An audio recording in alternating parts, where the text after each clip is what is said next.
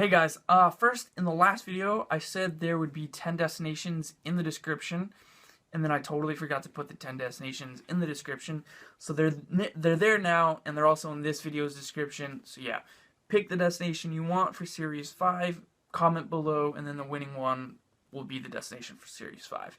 Sorry I forgot, I have no idea why I did.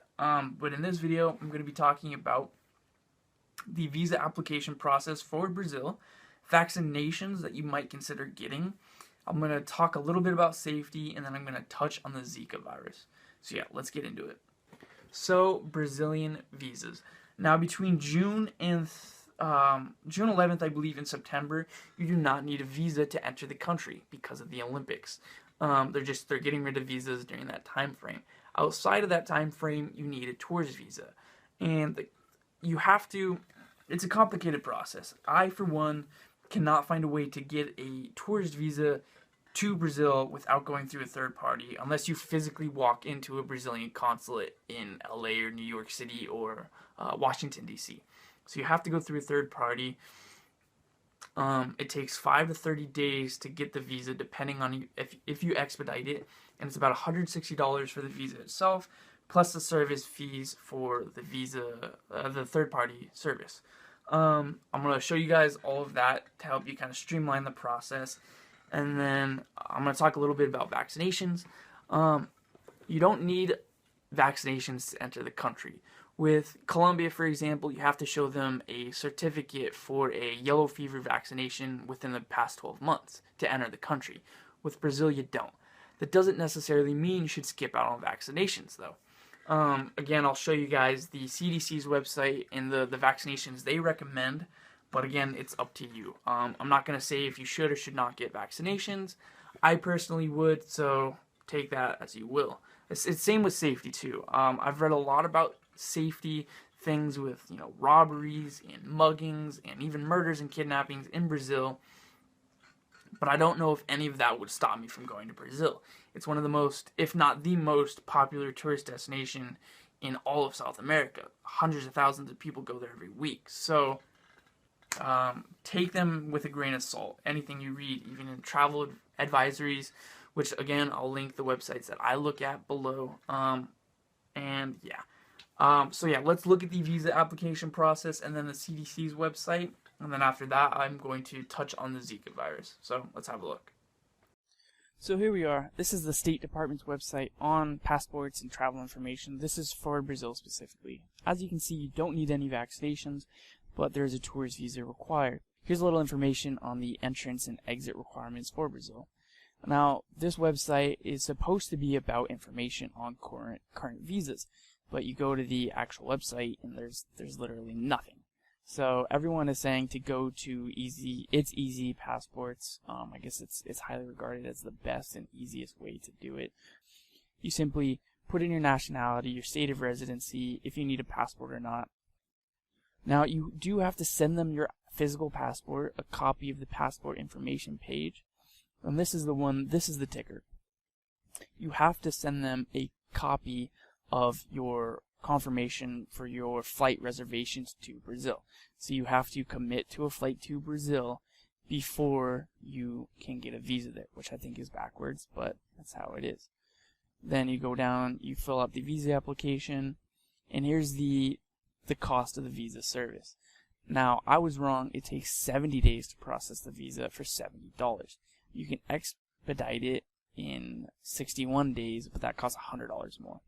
This right here is just, they will go over all of the information you submit to them and make sure it's correct. So this is the CDC's website on Brazil talking about the vaccinations that you might consider getting.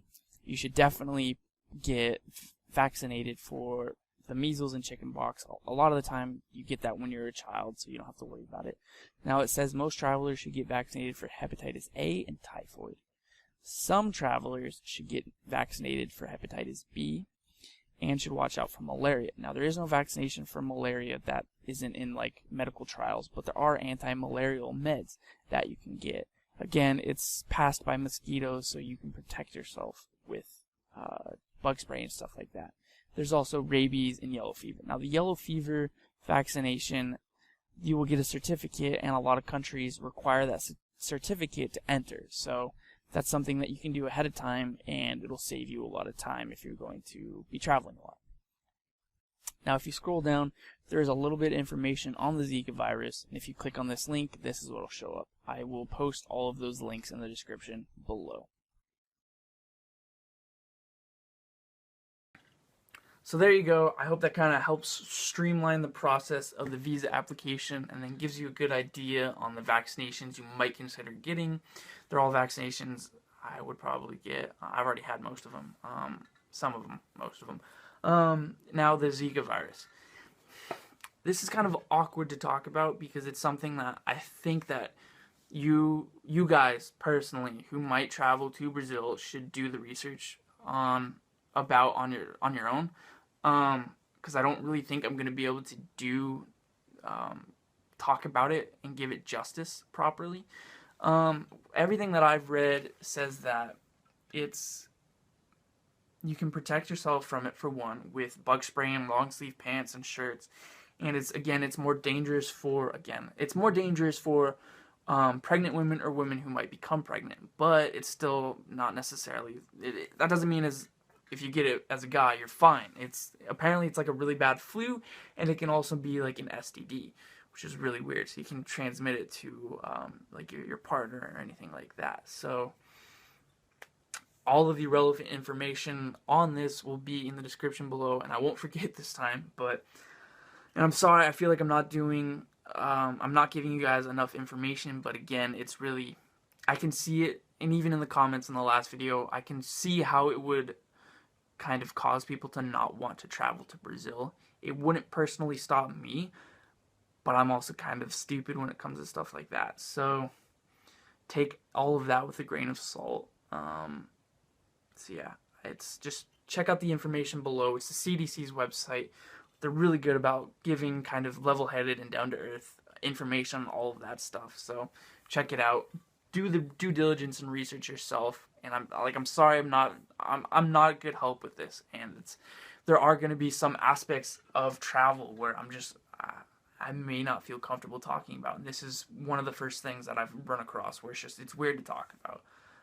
So yeah, I'm sorry again, especially with this video. If you guys have any questions or concerns, comment below and I'll be sure to talk to you about them. Yeah, in the next video, I'm going to be talking about flights to Brazil, and kind of helping you guys find the cheapest price possible to get down to Brazil. So see you in the next video. And sorry, this is kind of a lame video, I guess, and it's kind of a serious topic and not as fun as my other videos.